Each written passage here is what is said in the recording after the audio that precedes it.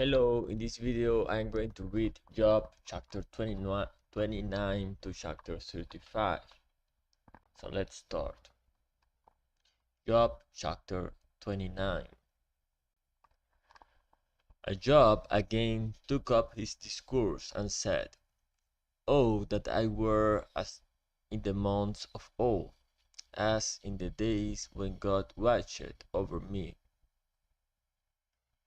when his lamp shone upon my head, and by his light I walked through darkness, as I was in my prime, when the friendship of God was upon my tent, when the Almighty was yet with me, when my children were all around me, when my steps were washed with water, and the rock poured out for me strings of oil, when I went out to the gate of the city, when I prepared my seat in the square.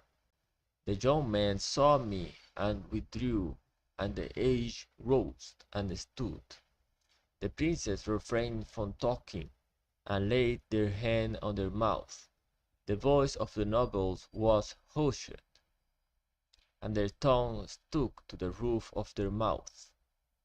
When the ear heard, it called me blessed, and when the eye saw, it approved, because I delivered the poor who cried for help, and the fatherless who had none to help him. The blessing of him who was about to perish came upon me, and I caused the widow's heart to sing for joy. I put on righteousness, and it clothed me. My justice was like a robe and a turban. I was eyes to the blind, and feet to the lame. I was a father to the needy, and I searched out the cause of him whom I did not know. I broke the fangs of the unrighteous, and made him drop his prey from his teeth. Then I thought, I shall die in my nest, and I shall multiply my days as the sand. My roots spread out to the waters, with the dew all night on my branches. My glory fresh with me, and my bow ever new in my hand. Men listened to me and waited and kept silence for my counsel. After I spoke, they did not speak again, and my word dropped upon them. They waited for me as for the rain, and they opened their mouths as for the spring rain. I smiled on them when they had no confidence, and the light of my face they did not cast down. I chose their way and sat as chief, and I lived like a king among his troops, like one who comforts mourners. Job chapter 30. But now they laugh at me, men who are younger than I, whose fathers I would have disdained to set with the dogs of my flock. What could I gain from the strength of their hands? Men whose vigor is gone, through want and hard hunger, they gnaw the dry ground by night, in waste and desolation. They pick saltwood and the leaves of bushes, and the roots of the broom tree for their food. They are driven out from human company. They shoot after them as after a thief. In the gullies of the torrents they must dwell, in holes of the earth and of the rocks.